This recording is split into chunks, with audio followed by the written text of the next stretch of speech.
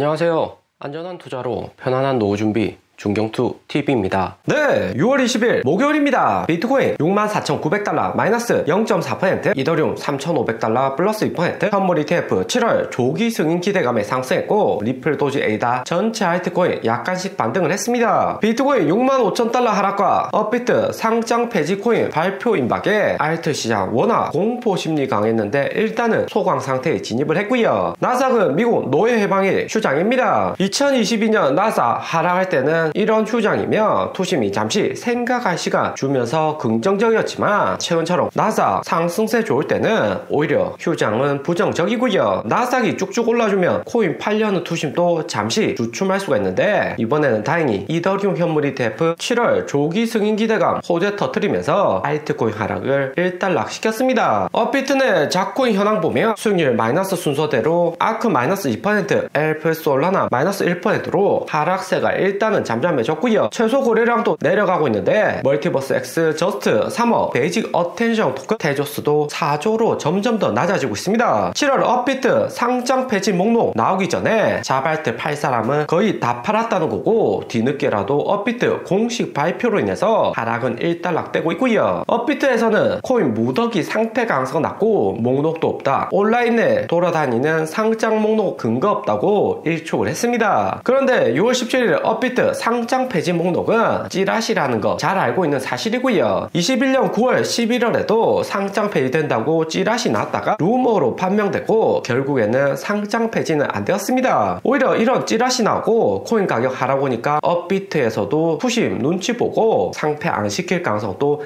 있다고 생각이 되고요. 여기는 작코인 보면 하나같이 시가총액 거래량 낮고 펀드멘탈 근본도 없는 코인들이 대부분입니다. 최근같이 중고수 많은 시장에서는 이런 찌라시로 인해서 오히려 코인 상패 안 시키는 작용할 수 있다는 점 잘 알고 있는 거죠. 이번 업비트 발표로 몇 달 늦게 상장 폐지 될 수는 있겠지만 결국에는 없어질 가능성이 높은 코인이고 거래소 내 유동성 먹는 구색만 맞춰주는 코인입니다. 작코인 투심 하락은 바이낸스 6월 발표된 상장 폐지 코인부터 시작되었고요. 웨이브, 오미세고, 넴 코인들 한 번쯤 들어본 코인들이고 웨이브나 넴은 업비트에서도 상장이 되었습니다. 업비트보다 상위 거래소인 바이낸스도 상장 규정에 안 맞다고 상장 폐지하는 와중에 업비트라고 무작정 들고 있을 수만은 없는 거죠. 웨이브, 오미세고 정도가 상장 폐지 기준 충족 못 시킨다는 것, 앞에 나온 찌라시 코인들 모두 다 상장 폐지되어도 이상할 게 없다는 의미가 될 수 있습니다. 업비트는 5년간 330개 코인을 상장시켰지만 절반 이상 상장 폐지를 했고요. 김한규 국회의원 자료인데 업비트 내 상장되고 6개월 내 상장 폐지된 코인은 15개, 빗썸은 3개, 코인은 코빅, 코박스는 2개입니다. 12개월, 1년 내에 상장 폐지된 코인들은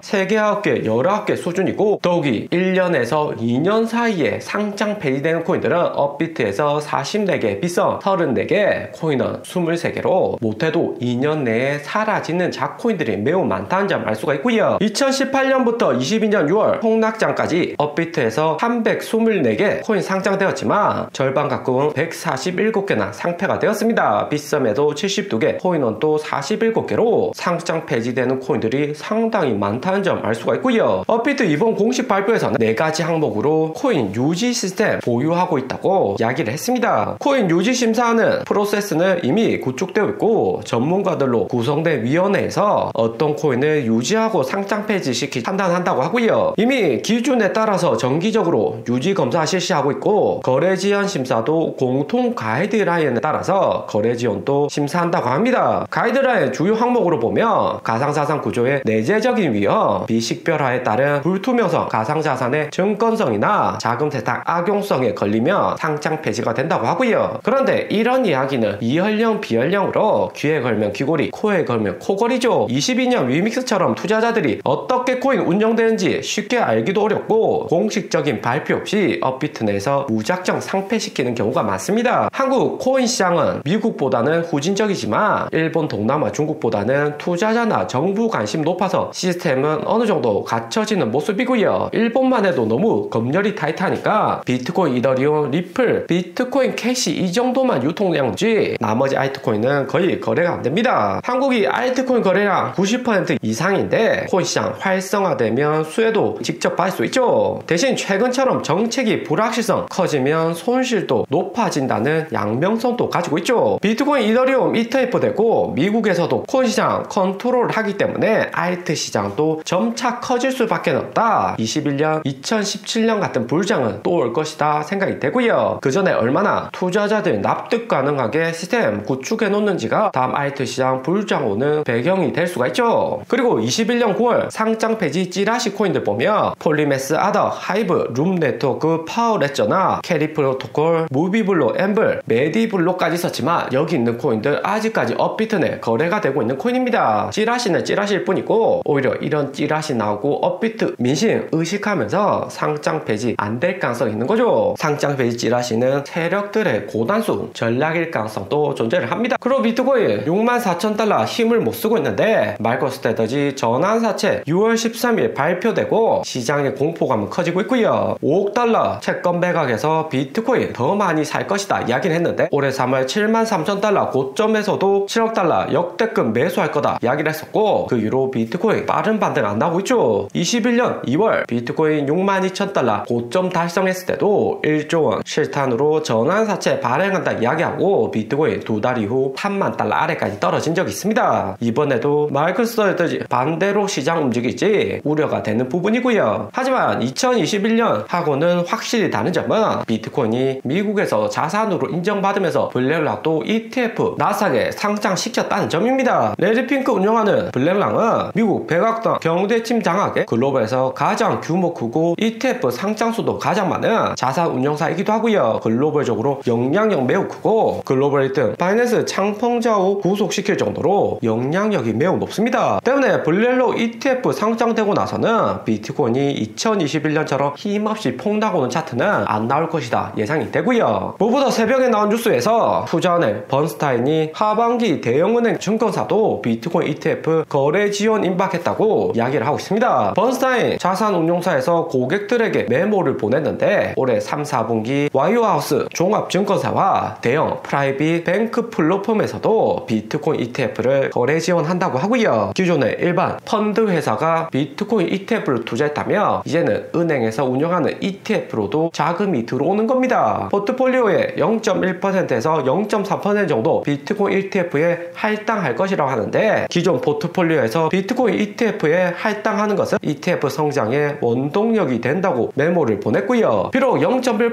0.3%가 작은 비중처럼 보이지만 은행은 펀드 회사하고 운영하는 자산 규모가 다릅니다. 펀드 회사는 단기간에 수익 볼 수도 있고 마이너스 될 수 있는 리스크도 가지고 있지만 은행은 장기적으로 대량 자금 모아갖고 펀드 회사보다 투자자들 믿고 자금 맡기기 때문에 규모는 상당하고요. 블랙락이 비트코인 상승시킬 만한 카드는 아직까지 많이 주고 있습니다. 번스타인처럼 종합증권사나 대형은행 플랫폼에서 비트코인 ETF 비중 늘리거나 코인 관련 법안도 빠르게 통과시키는데 블랙락이 적극 관여할 수가 있고요. 그리고 비트코인 테더 도미넌스 보면 4.87%까지 상승해 있는 상태로 5월에 찍었던 5.1% 아직까지 넘어가진 않은 상황입니다. 5.1% 테더 도미넌스 여기 라인이 매우 중요한 구간인데 2022년 5월 여기 넘었을 때는 코인 시장 엄청난 충격이 있었고요. 루나 코인 파산 사태로 비트코인이 16,000달러까지 대폭락을 했었습니다. 하지만 2022년과 상당히 다른 시장으로 도미넌스 상승은 비트코인 약간 하락과 알트코인 메인으로 하락온 것이 핵심이고요. 때문에 5.1% 여기 저항선이 매우 강한 구간으로 다시 한 번 더 5월처럼 약간은 더 올라갈 수 있겠지만 다시 빨간색 라인까지 내려오면서 알트나 비트코인으로 자금 들어올 가능성이 높아 보이고요. 2019년 연준 금리 인하하기 전에는 알트보다 비트코인이 반등이 빠르면서 테더 도미넌스도 내려준 적이 있습니다. 오늘의 영상은 여기까지입니다. 좀 더 디테일한 투자 정보가 필요하신 분들은 커뮤니티로도 자료가 공유되니까 멤버십 가입과 구독 부탁드립니다. 감사합니다.